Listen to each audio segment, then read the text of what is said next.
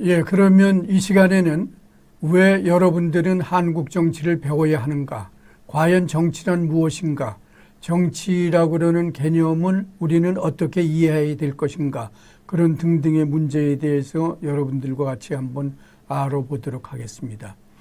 제가 모두에서도 말씀드린 것과 마찬가지로 여러분들의 일상생활은 여러분들이 좋아하든 좋아하지 않든 간에 정치와 아주 밀접한 관련이 있습니다. 그리고 앞으로 여러분들의 미래도 한국 정치라고 그러는 그런 굴레 속에서 여러분들의 미래도 결정될 수가 있는 여러 가지 환경이다, 그렇게 봅니다. 그래서 우리는 우선 가장 쉬운 문제로 한국이라는 데서 일어나는 정치란 무엇인가, 정치의 개념을 우선 여러분들이 한번 보아야 될 것입니다. 정치의 개념은 정치학자의 수만큼이나 다양하다, 그렇게 볼 수가 있습니다.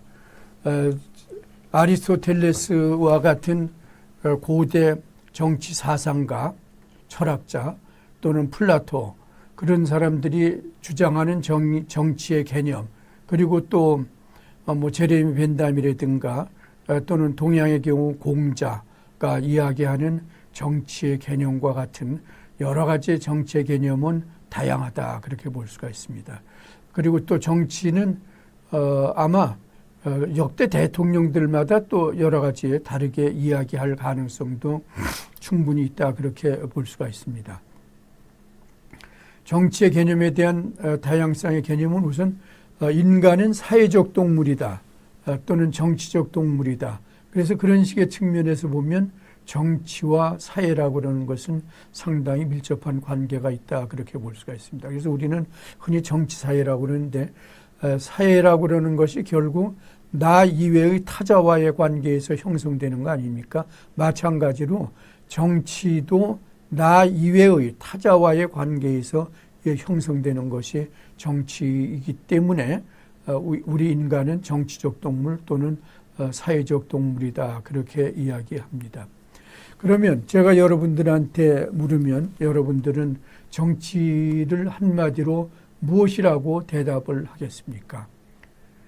여러분들은 여러분들이 배운 지식, 여러분들이 자란 환경, 또 여러분들이 생각하는 사고에 따라서 정치의 개념은 달라질 수도 있다, 그렇게 봅니다. 그러나 가장 일반적으로 얘기하는 게 플라톤하고 아리스토텔레스가 이야기하는 정치는 최고의 선의 추구며 행복의 추구다라고 이야기하고 있습니다. 그래서 흔히 정치인들은 국민에게 행복을 주는 것이 정치의 역할이다. 그 얘기는 국민한테 행복을 주면은 그 정치는 잘한다, 그렇게 보는 거죠. 반대로 국민들한테 스트레스를만 준다, 국민들한테 뭔가 공포심만 준다, 그러면 그 정치는 모르겠습니다.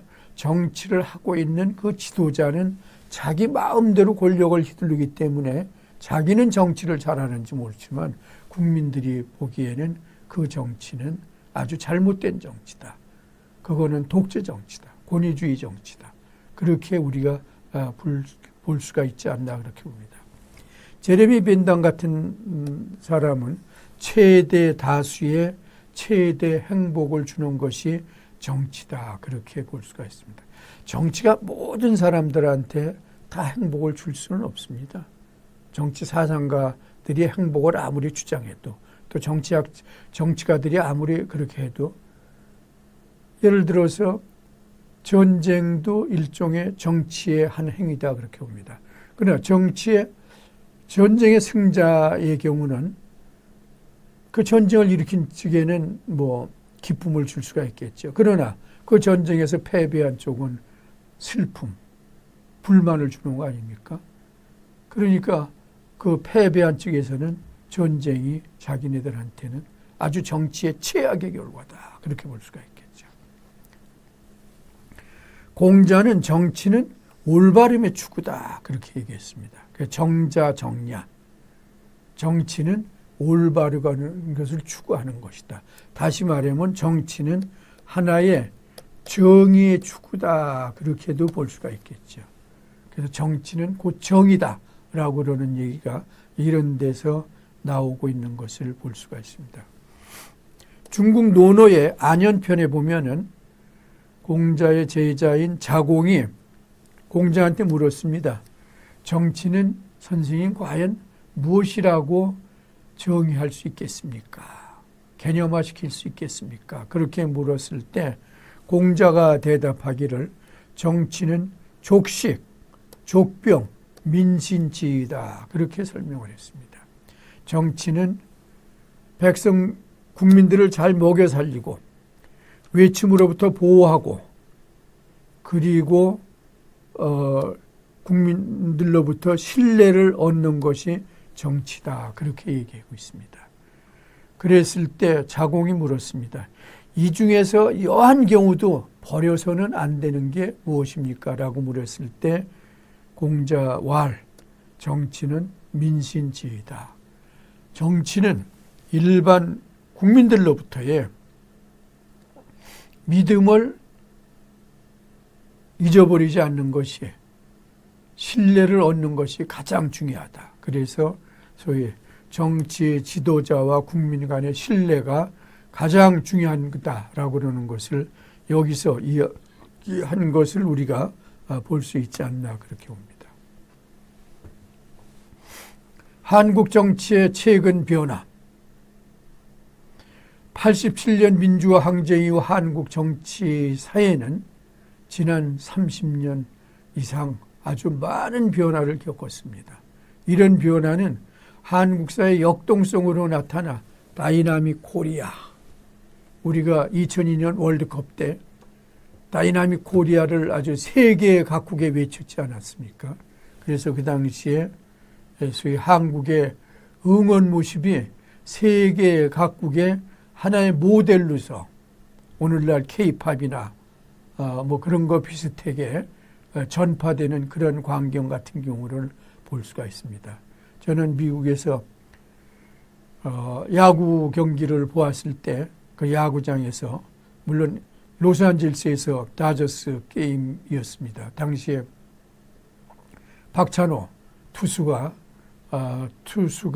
소위 던진 경기였는데 하여튼 그 경기장에서 다저스를 응원하는 응원단들이 우리나라에서 했던 응원과 같은 파도치기를 하는 것을 보면서 상당히 참 아주 뭐라 그럴까 기뻤던 그러한 그 기억이 있습니다. 그 정도로 한국이 다이나믹한 측면에서 보여주었던 2002년 월드컵 구장에서 있었던 광경 같은 게 스포츠에도 많은 영향을 미쳤지만 특히 이러한 그 정치에도 한국에는 많은 영향을 미쳤다 그렇게 봅니다. 사실 한국 사회는 1988년 서울올림픽 그리고 2002년 월드컵 이와 같은 스포츠 경기를 통해서 또는 운동과 같은 페스티벌을 통해서 한국의 사회, 경제에도 많은 영향을 미쳤지만 정치에도 많은 영향을 미쳤다 그렇게 봅니다. 예를 들어서 아까도 제가 말씀드렸지만 2016년 하반기 또 그리고 2017년 상반기에 있었던 촛불 시위나 또는 태극기 시위 같은 경우가 과거와 같이 전투적인 장면보다는 일종의 어떠한 페스티벌, 문화 행사와 같은 형태로서 표현되면서 큰 사고가 없었던 것이 결국은 2002년 월드컵 때 응원 또는 1988년 소위 그 올림픽 때에 소위 그 우리 국민들이 가지고 있었던 보여주었던 그러한 모습의 연장선상에서 있었던 것이다 그렇게 봅니다. 그래서 오늘날의 경우는 정치가 아주 극하게 급진적으로 뭐 물론 경쟁은 하긴 하겠지만은 그러한 그 전투적인 장면보다는 축제화하면서 의견을 표시하는 그러한 장면으로 많이 변모하고 있는 것도 하나의 현상으로서 볼 수 있는 것이다. 그렇게 보고 있습니다. 그러면 코로나 이후 한국 정치의 역동성인 과연 어떻게 나타날 것이냐. 그것도 저는 하나의 큰 과제다. 그렇게 봅니다. 우리가 코로나19를 현재 나름대로는 잘 대처하고 있다라고 보는데 그럼 그것이 그걸로만 끝나야 되는 거냐.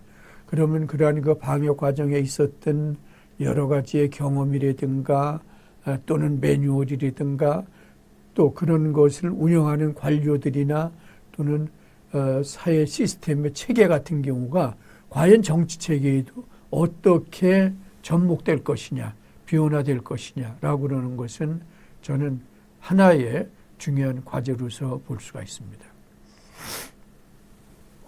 87년 이후 대통령 선거가 6회, 국회의원 선거 7회, 지방선거 7회, 총 20회의 선거가 실시가 됐습니다. 특히 2016년 4월 13일 제20대 국회의원 선거, 2017년 5월 달에 있었던 제19대 대통령 선거, 2018년 6월에 있었던 제7회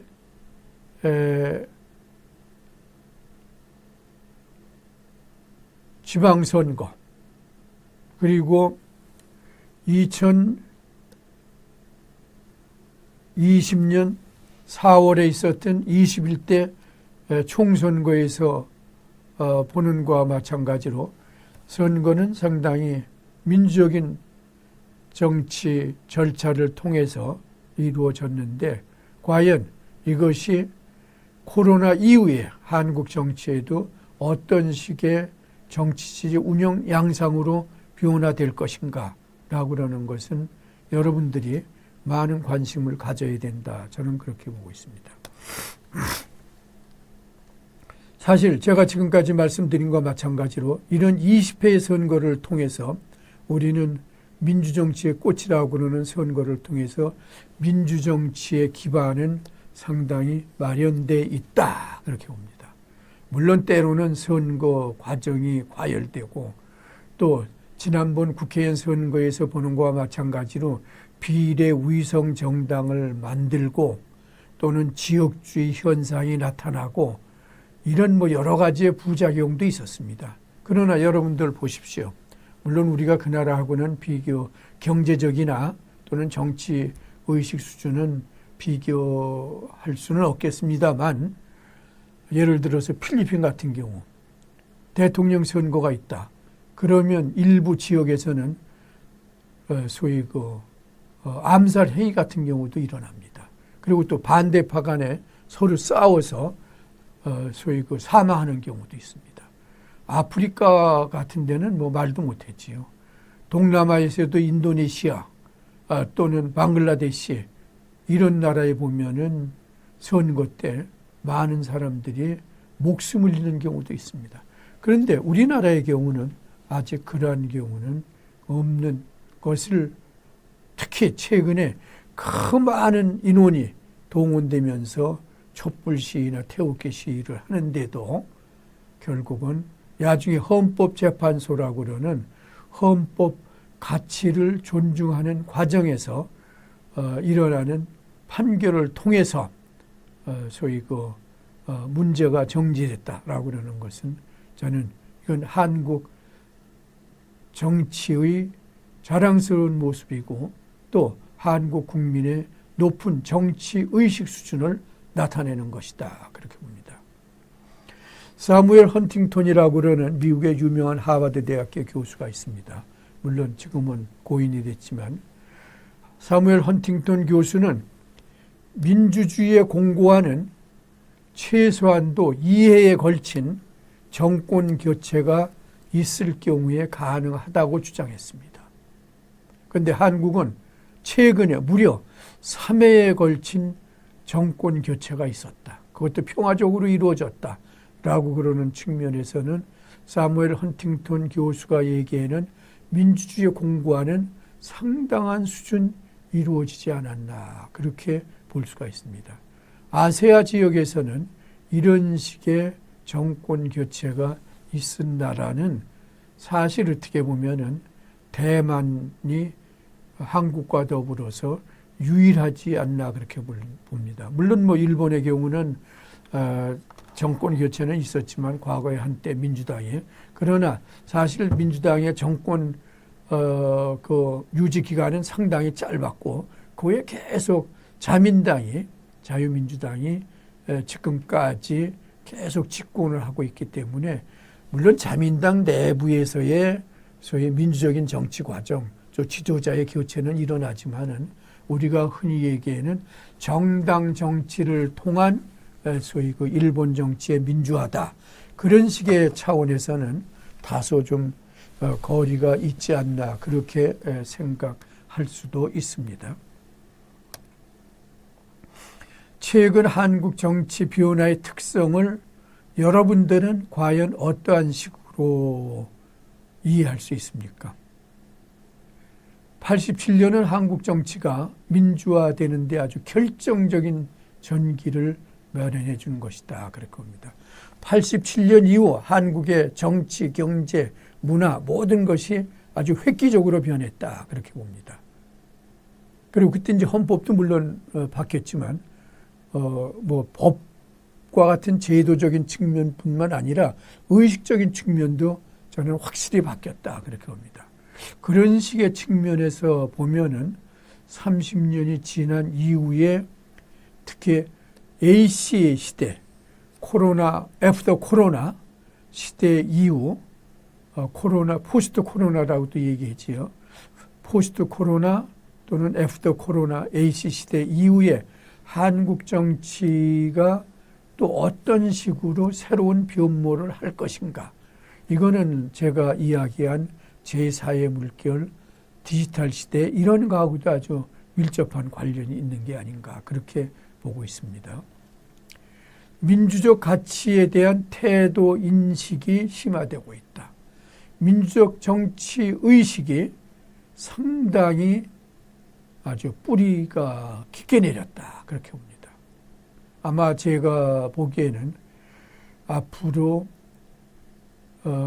국민들을 무시하는 그러한 관점에서 정치를 했을 때 국민들의 높은 정치 의식 수준은 아마 그 정치 운영 행태를 결코 수긍하지 않을 것입니다. 용납하지 않을 것이다, 저는 그렇게 봅니다. 권위주의 시대의 청산이 이루어졌을 뿐만 아니라 국민의 정치 참여가 상당히 증대되었다, 그렇게 볼 수가 있죠. 지방자치 실시로 풀뿌리 민주주의가 상당한 부분 정착되었습니다. 물론 미국이나 독일, 영국과 같은 그런 그 지방자치가 아주 상당한 그 뿌리 박은 것하고는 약간 좀 괴리가 있을지 몰라도 저는 상당한 수준되었다. 정치 이념의 다양화와 정치 과정의 다양화가 이루어지고 있다. 그렇게 봅니다. 민주주의는 다원주의 사회 또는 다양화 사회 아닙니까? 정보와 세계화로 인하여 한국 사회의 국제화, 세계화가 급속히 진전되어 있다. 아마 여러분들은 최근에 한국 정치보다도 어떤 때는 미국의 트럼프 대통령이 또 미국의 백악관에서 일어나는 일이 아주 속속들이 우리 안방 구석까지 알려지고 있는 경우를 볼 수가 있습니다. 우리는 우리 컴퓨터나 또는 TV를 통해서 세계 각국의 정치를 매일매일 볼 수 있을 정도로 정보와 세계화가 이루어졌다. 그렇게 보는 거죠. 시민사회 시대, NGO 시대, 최고 권력의 시대가 사실상 도래하고 있다. 시민 권력이 너무 커지는 것도 문제지만 어떻든 지금은 한국 정치 아주 중요한 변수로서 등장하고 있다. 여성의 정치 참여, 남북관계 인식, 사회적 양극화, 탄핵 정국의 이념적 대립, 생활정치의 도래, 이것이 한국 정치의 현재를 규정하고 있는 아주 가장 중요한 핵심 포인트, 또 변수 중에 하나다. 저는 그렇게 보고 있습니다. 그래서 이런 여러 가지의 변화가 특히 포스트 코로나 AC 시대에 어떤 식으로 변화될 것이냐. 우리는 AC 시대의 반대로 BC 시대다 그렇게 얘기하지 않습니까? Before Christ, 기원 이전의 시대라고 얘기했을 때 AC 시대는 확실히 새로운 그 정치 변화, 사회 변화, 경제 변화, 문화 변화, 또 교육, 여러분들이 다니고 있는 대학도 AC 시대에는 아마 많은 변화가 있을 것이다. 그렇게 봅니다. AC 시대에 걸맞는 대학 운영 체제 또는 대학 교육 시스템을 변화시키지 않으면 오히려 그 대학은 오히려 더 평가가 추락할 가능성이 있다. 그렇게 봅니다. 한국 정치의 새로운 패러다임이 저는 우리 사회에서 아주 현실적으로 등장하고 있다. 그렇게 봅니다. 3050 클럽입니다. 3050 클럽. 우리는 2020년을 기점으로 해서 3050 클럽의 일원이 되었습니다. 3050 클럽은 뭐냐? 인구 5천만, 1인당 국민 3만 달러를 가지고 있는 세계 국가를 이야기합니다. 우리나라가 7번째, 7번째 국가가 됐습니다. 7번째 국가. 여기에는 미국, 영국, 독일, 프랑스, 이태리와 같은 나라가 대표적이 아닌가 그렇게 생각됩니다. 그런데 한국이 7번째로 3050 클럽의 일원이 되었다라고 하는 것은 10위권에 있는 경제대국에 걸맞은 하나의 위상을 차지한 것으로 볼 수가 있습니다. 3050 클럽 중에서 이러한 그 다이나믹성을 나타내고 있는 것은 아마 한국이 또 그 중에 대표적이 아닐까 그렇게 생각되고 있습니다. 그래서 그런 식의 차원에서 봤을 때 한국의 정치가 어떻게 지금 다이나믹하게 변할 것인가 라고 하는 것이 우리가 또 하나의 보아야 될 관점입니다. 저는 아마 여러분들은 매일 그 신문이나 아마 여러분들 신문보다도 인터넷을 통해서 포털에서 뉴스 같은 거를 더 많이 접해놓은 걸로 알고 있습니다만 그런 데서 보면은 한국 정치가 지난 30년 동안 얼마나 역동적으로 변했나라고 하는 것을 볼 수가 있습니다. 물론 그동안 정권 교체도 여러 번 있었습니다. 그러나 한국의 전직 대통령 두 사람이 소위 구속돼서 재판을 받고 또 형무소에서 징역을 살고 있는 그런 과정도 여러분들은 목격했습니다. 또 경제적으로는 한국의 재벌 총수들이 구속되는 그러한 광경도 봤습니다. 또 한국의 유명한 그러한 작가나 또는 사회적인 지도층 인사들이 여러 가지 불법 부정 행위로 인해서 추락하는 그러한 현상도 보았습니다. 국무총리, 장관, 국회의원 이 많은 사람들이 선거법 또는 정치자금법, 부정부패 방지법 등등에 의해서 구속되는 경우도 보았습니다. 아마 세계 각국에서 이런 식의 역동성을 가지고 체제가 변화되고 있는 나라는 결코 많지 않을 것이다. 그렇게 보고 있습니다. 그리고 현재 이후에 어떻든 간에 한국은 막강한 군대를 가지고 있음에도 불구하고 이제 군인이 구테타를 통해서 정권을 잡는다라고 그러는 것은 군에 있는 고위 장성들도 그렇게 생각할 뿐만 아니라 정치인들은 뭐 말할 필요도 없고 일반 국민들도 아마 아무리 정치 체제가 혼란스러워도 이거는 민주적인 정치 과정을 통해서 정치 질서를 안정시켜야지 뭐 새로운 강력한 물리적인 힘에 의해서 정치 질서를 안정시킨다 또는 정치 질서를 새롭게 만든다라고 하는 것은 아마 거의 불가능하지 않을까 저는 그렇게 봅니다. 그런 식의 차원에서 봤을 때 2008년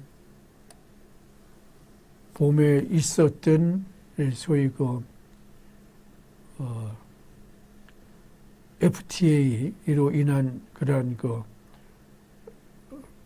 시위 같은 경우, 농산물 수입 반대 시위 같은 경우, 2016년 탄핵 정국부터 전개된 촛불 시위와 같은 문제에 대한 새로운 분석이 저는 절대적으로 요구되고 있다. 그렇게 보고 있습니다. 2014년 4월 16일에 있었던 세월호 참사, 2015년 5월에 발생했던 메르스 사태, 그리고 2020년 1월 이후 발생한 코로나 사태 이후 한국 정치 사회는 이러한 새로운 위기, 또 앞으로 닥쳐올 수 있는 위기에 대한 운영을 위한 새로운 국가 운영 틀, 따라서 새로운 정치 패러다임이 요구되고 있다. 그렇게 볼 수가 있습니다. 한국 정치의 새로운 패러다임에 대한 요망은 어떤 것이냐? 저는 기존의 국가 운영 틀로서는 새로운 시대에 부응하기 어렵기 때문에 변화를 수용할 수가 없다. 그래서 변화를 기존의 운영 틀로는 새로운 시대의 부응, 변화를 수용할 수 없기 때문에 새로운 패러다임이 요망되는 것이다. 그렇게 보는 겁니다. 그러면 기존의 국가 운영 틀을 바꿔야 된다. 그런 얘기죠. 여기에 이제 대표적인 제가 하나의 소위 사례로서 또 제가 주장하고 있는 제4의 물결의 어떠한 틀을 나름대로 만드는데 영향을 준 소위 학자는 미래 학자인 엘빈 토플러다. 그렇게 봅니다. 엘빈 토플러는 수년 전에 사망을 했습니다. 그러나 우리나라의 경우 엘빈 토플러는 여러 번 왔을 뿐만 아니라 한국 사회 발전과 또 한국 사회 변화에 대해서 많은 조언을 했을 뿐만 아니라 또 한국 사회가 상당히 긍정적으로 변화되고 있는 것에 대한 여러 가지 저술 또는 강연을 엘빈 토플러는 했던 것을 우리가 알 수가 있습니다. 엘빈 토플러가 주장하는 것은 제3의 물결 이후에 오고 있는 제4의 물결에 따른 새로운 패러다임이 요구된다. 그렇게 이야기하고 있습니다. 그래서 저는 이러한 엘빈 토플러가 주장하는 제3의 물결 이후의 제4의 물결이 한국 사회에 오고 있고 또 어쩌면 왔습니다. 그런데 이런 과정에서 우리는 새로운 정치 패러다임이 요구되고 있고 그러한 정치 패러다임을 추구하고 또 그 패러다임에 의해서 새로운 정치 틀을 형성하는 것이 상당히 바람직하다. 그렇게 보고 있습니다. 제4의 물결은 제4차 산업혁명과는 직접적인 관련은 없습니다. 그러나 상당한 또 나름대로의 연계관계도 볼 수가 있습니다. 제4차 산업혁명은 2016년 1월 스위스 다보스에서 매년 열리고 있는 다보스 포럼이 있는데 그 다보스 포럼, 세계경제포럼이라 그러지요. 거기에 회장인 크라우스 슈밥이 오늘날 우리 사회는 제4차 산업혁명 시대다. 그래서 4차 산업혁명 시대에 걸맞는 세계 각국의 정치사회 구조를 가져야 된다. 그리고 특히 경제 구조는 이런 식으로 개편되어야 된다라고 그러는 데서 한국 사회에 제4차 산업혁명이라고 그러는 것이 아주 2016년부터 급격히 등장했다 그렇게 봅니다. 그런데 이것은 뭐 제 개인적인 이야기가 될 수 있겠지만은 저는 벌써 2016년 이전에 2010년 오히려 2010년 이전에 벌써 지금부터 한 10년 전 15년 전에 제4의 물결이 한국 정치를 지배하는 하나의 물결이다. 그리고 우리는 이 물결에 대비한 새로운 정치 패러다임을 형성해야 된다라고 그러는 것을 논문 또는 저서를 통해서 또는 특강을 통해서 학교 강의를 통해서도 주장했던 것을 제가 말씀드립니다. 뉴 패러다임 시대에 있어서 변화와 개혁의 시대 21세기를 맞이해서 물론 뭐 21세기는 벌써 뭐 한 20년 정도 벌써 10월이 흘렀습니다. 그러나 지금도 어쨌든 21세기로 볼 수가 있겠죠. 세계 정치, 경제, 질서 형성의 주도적인 역할을 위해서는 엘빈 토플러는 새로운 패러다임에 의한 발전 전략을 각 국가가 수립해야 된다 그렇게 얘기했습니다. 그래서 각 국가가 이런 새로운 패러다임을 수립하지 않으면은 오히려 각국은 소위 후퇴하고 또 발전하지 못하게 되면서 후진국으로 전락할 수 있다 그렇게 볼 수가 있습니다. 제3의 물결이 일종의 정보혁명 시대 아닙니까? 컴퓨터의 등장으로 인한 SNS의 발달, 인터넷의 발달 이런 것이 정보혁명에 의한 이런 물결을 제3의 물결이라고 이해하는데 미래학자 엘빈 토플러는 2016년 6월 달에 사망했는데 87세로 사망을 했습니다. 엘빈 토플러는 정보화가 인간의 의식 구조와 생활 양식의 변화를 통하여 과거 사회와는 전혀 다른 새로운 패러다임의 전이를 요구하고 있다고 주장하고 있습니다. 그래서 특히 엘빈 토플러는 제4의 물결에 대한 준비로서 2006년에 그에 져서 레볼루셔너리 웰스, 부의 미래라고 그러는 책에서 새로운 패러다임을 주장하고 있습니다. 그리고 사실상 그는 벌써 제4의 물결이 왔다 그렇게 봅니다. 그러면 한국에 있어서 제4의 물결은 뭐냐? 저는 한국에 있어서 제4의 물결은 제1의 물결이 신생국가의 건설, 제2의 물결이 산업화, 제3의 물결이 민주화, 제4의 물결이 선진 복지사회의 구현이다. 저는 그렇게 주장하고 있습니다. 이것을 정치 지도자의 소위 그 등장과 같이 연계해서 이야기한다라고 그러면 신생국가의 건설은 이승만 대통령 시대다 그렇게 볼 수가 있습니다. 산업화는 박정희 대통령 시대다 그렇게 볼 수가 있습니다. 민주화는 뭐냐? 민주화는 1987년 이후 대통령, 다시 말씀드리면 김영삼, 김대중, 노태우, 이명박, 박근혜, 문재인 대통령 이 시대를 저는 민주화 시대의 대통령이다 그렇게 볼 수 있습니다. 그리고 이것이 제3의 물결이다 그렇게 보는 거죠. 이것이 제1의 물결, 제2의 물결, 이것이 제3의 물결. 이게 제1의 물결, 제2의 물결, 제3의 물결. 그리고 현재 우리가 제4의 물결은 뭐냐? 선진 복지사회의 추구, 복지사회를 어떻게 건설하느냐. 이것이 저는 우리 사회가 추구하는 제4의 물결이다. 그렇게 저는 생각하고 있습니다. 신생국가의 건설, 물론 이승만 대통령에 대한 평가는 역대 대통령과 마찬가지로 상당히 다양하게 평가되고 있는 것이 사실입니다.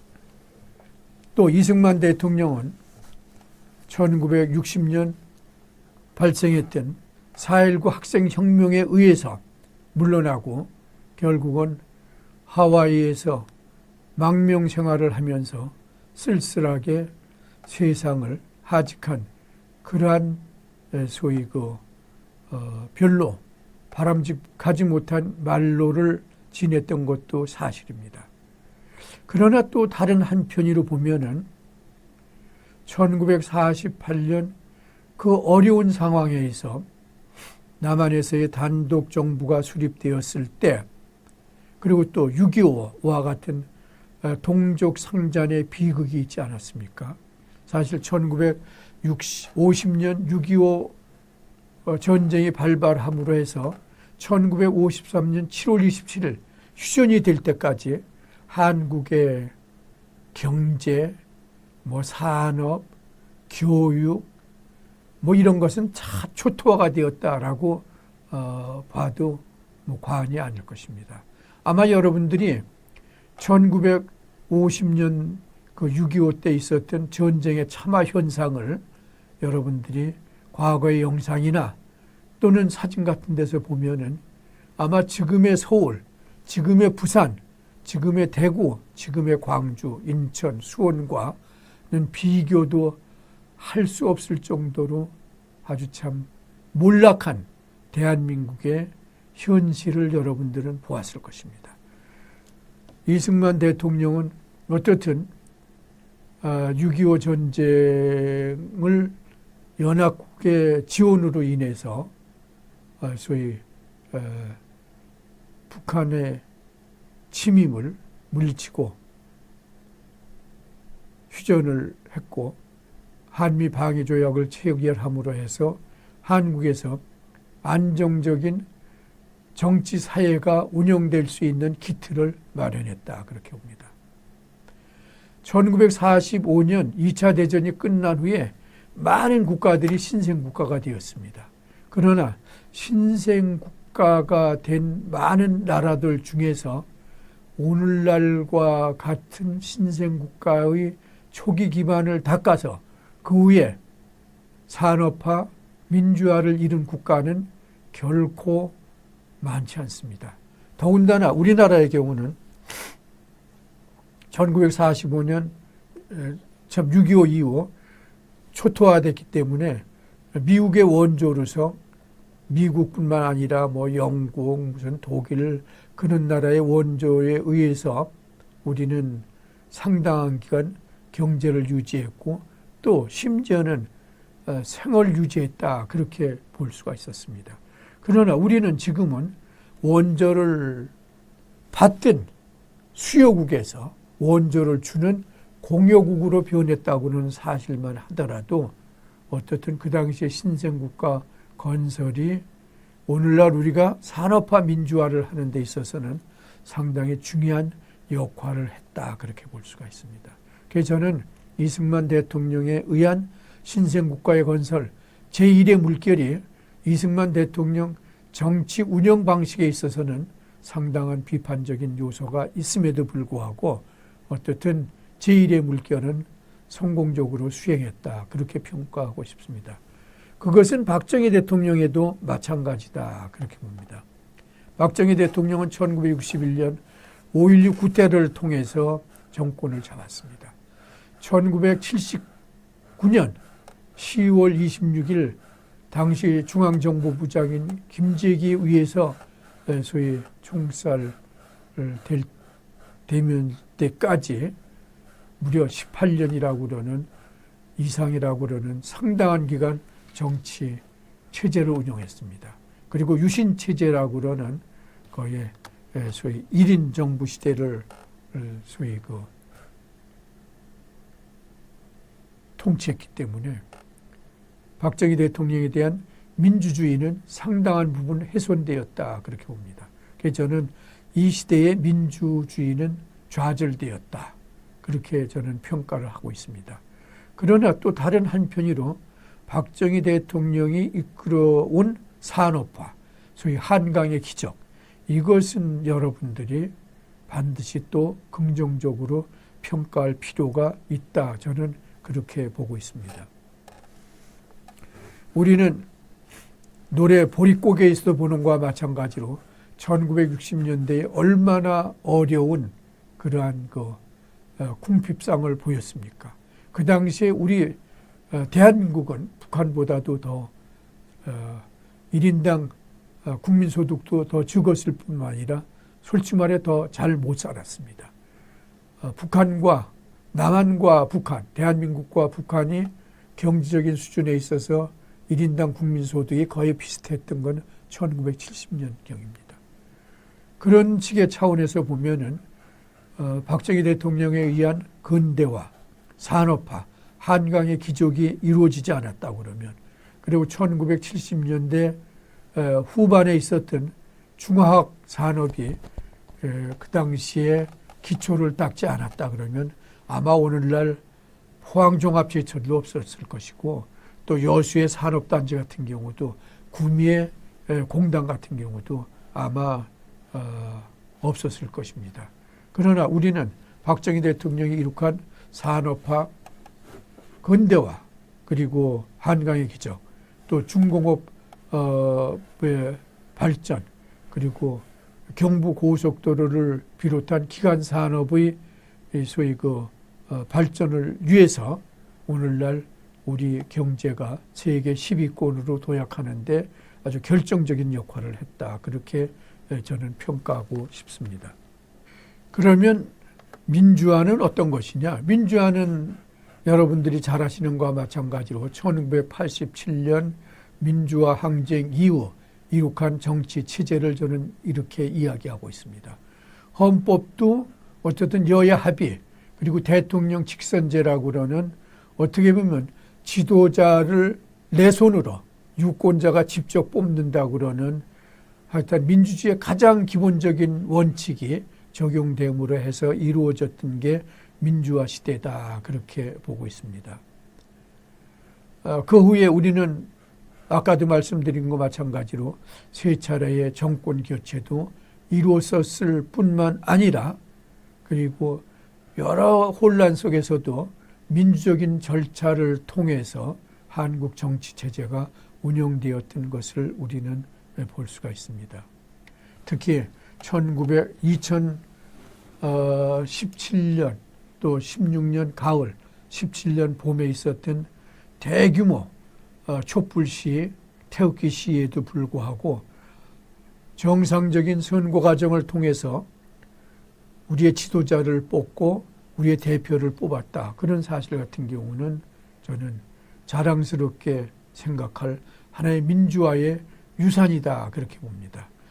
세계 각국에서도 많은 국가들이 한국의 산업화와 민주화를 달성한 아주 대표적인 하나의 모델로 보고 있는 것도 이런 이유가 아닌가 그렇게 생각되고 있습니다. 그러면 신생국가의 건설 제1의 물결, 박정희 대통령에 의한 산업화 제2의 물결, 87년 이후에 제3의 물결 민주화를 거친 한국 정치가 추구할 제4의 물결의 시대는 뭐냐? 선진복지사회 구현이다. 그렇게 말합니다. 정치적으로는 소위 선진정치, 그 다음에 또 경제사회적으로는 복지사회를 추구하는 것이 우리가 제4의 물결 시대에 추구할 하나의 귀중한 가치다. 그렇게 볼 수가 있습니다. 그래서 따라서 우리 정치체제는 이런 선진복지사회에 걸맞는 정치제도 또는 정치구조 또는 정치의식을 가져야 되는 게 아닌가 그렇게 보고 있습니다. 그러면 이와 같은 제4의 물결은 아까도 얘기한 것 마찬가지로 2016년 다보스 포럼, 세계경제포럼에서 크라우스 슈밥이 제4차 산업혁명을 이야기함으로 해서 한국 사회에도 급속히 제4차라고는 그러한 단어가 하나의 소위 새로운 물결같이 등장했는데 뭐 저는 아까도 말씀드렸지만 그전부터 제4의 물결을 이야기하고 있었지만은 한국사회에 크라우스 슈밥에 의한 제4차 산업혁명이 언론이나 또는 뭐 사회 지도층을 통해서 또는 정치권을 통해서 급속히 확산됨으로 해서 제가 주장하는 제4의 물결도 아주 새로운 하나의 화두로 등장할 수 있지 않나 그렇게 봅니다. 그래서 제가 이제 제4의 물결과 한국 정치의 과제라고는 이제 그런 타이틀하에 소위 책도 낸 계기가 되었습니다. 제4차 산업혁명은 크라우스 슈밥에 의하면은 이것은 제1차 산업혁명, 전기기관차의 발명에 따른 그러한 그 시대를 이야기한다. 그렇게 우리가 볼 수가 있습니다. 제2차 산업혁명은 1870년대에 전기 활용한 대량 생산, 소위 매스 프로덕션 시대다. 그렇게 볼 수가 있겠죠. 제3차 산업혁명은 1900년대에 1960년대에 컴퓨터를 활용한 정보화, 자동화, 생산 시스템이다. 오토메이션 시대. 또 컴퓨터가 등장하면서부터 본격적으로 등장했다. 슈밥은 소위 제4차 산업혁명이 이제 우리의 소위 그 현실로 등장하고 있는데 사물놀이의 자동화, 지능적으로 제어되는 가상 소위 그 물리 시스템의 구축 같은 경우가 하나의 소위 사례다. 그렇게 우리가 볼 수가 있습니다.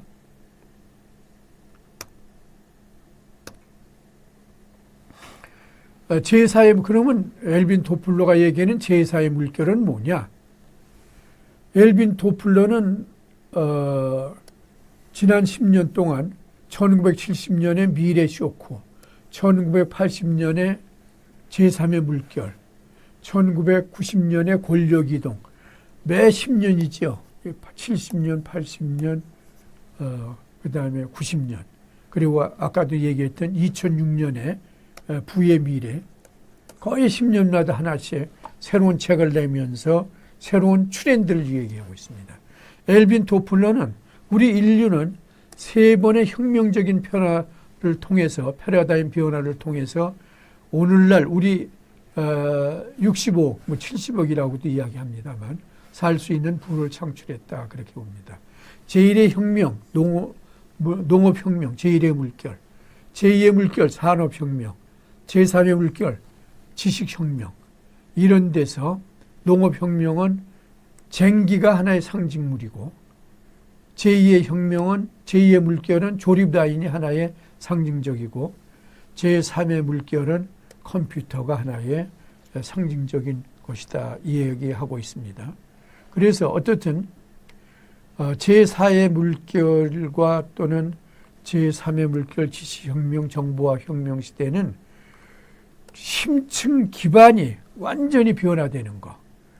경제는 과거의 것을 답습하는 게 아닌가. 경제의 생산 구조라든가 판매 구조라든가 또는 뭐 발명 구조 같은 경우를 완전히 바꾸는 그러한 가정하에 소위 변화되는 것이다. 이야기하고 있습니다. 그래서 새로운 시대의 정치 변화를 여러분들과 같은 지성인들도 역시 마찬가지로 가져야 되겠다. 그렇게 볼 수가 있습니다. 따라서 한국 정치는 새로운 패러다임을 요망하고 있는데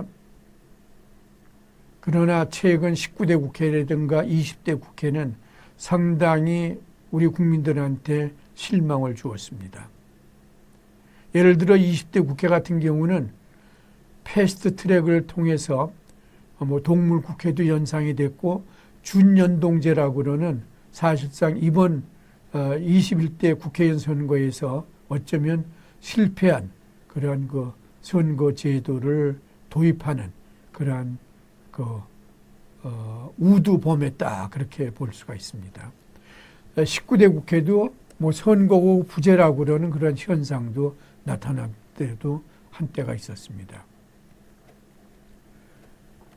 20대 국회는 사실 여러 가지 차원에서 새로운 국회의 모습을 보여주기도 생각했는데 오히려 19대보다도 더 20대 국회가 못했던 그러한 것을 우리가 볼 수가 있습니다. 그래서 저는 코로나 이후에 소위 개원된 그리고 2020년 4월 15일 날 총선거로 소위 등장한 20대 국회는 새로운 시대에 부응하는 소통과 협치의 정치를 해야 된다 그렇게 볼 수가 있습니다. 그래서 이런 것에 정치권도 부응해야 되는데 최근 20대 국회 개원 초기에서 보는 것과 마찬가지로 첫 국회가 반쪽 국회가 되었다든가 주요 상임위원장 선거가 여야 협의 없이 일방적으로 개최되는 등 여러 가지 부작용이 발생하고 있어서 과연 20대 국회도 제대로 할 것인가에 대한 여러 가지 의문도 제기되고 있습니다.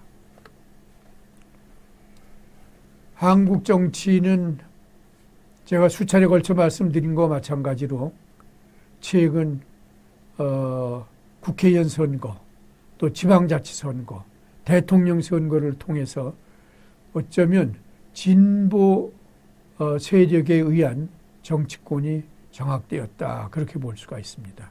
따라서 이런 선거 결과를 현 정권이 또는 현 정치 세력이 어떻게 받아들여서 국민들의 소위 정치권에 대한 요구를 제대로 수용하면서 정치에 반영시키느냐, 그것은 협치와 소통이라고 볼 수 있는데 그것을 제대로 하면서 민주정치도 발전시키는 것이 큰 과제가 아닌가 그렇게 봅니다. 따라서 현재 정치 권력을 장악하고 있는 문재인 대통령에 의한 정부와 더불어민주당이 한국 민주정치의 수준을 향상시킬 막중한 책임을 인식해야 된다. 특히 한국 정치는 제4의 물결과 코로나 이후 AC 시대라고 내가 얘기했지요. AC 시대 이후에 걸맞는 새로운 정치의 패러다임을 요구하고 있는데 정치권이 새로운 대한민국, 정의와 공정이 지배하는 소위 바람직한 한국 정치 사회를 어떻게 이룰 것인가에 대한 심각한 고민과 또 정책이 있어야 될 것이다. 그렇게 보고 또 여러분들은 이번 과목을 통해서 이런 문제에 대해서 젊은이다운 사고와 또 지식을 가지면서 한국 정치에 대한 밝은 미래에 대한 구상을 해야 될 것으로 보고 있습니다. 감사합니다.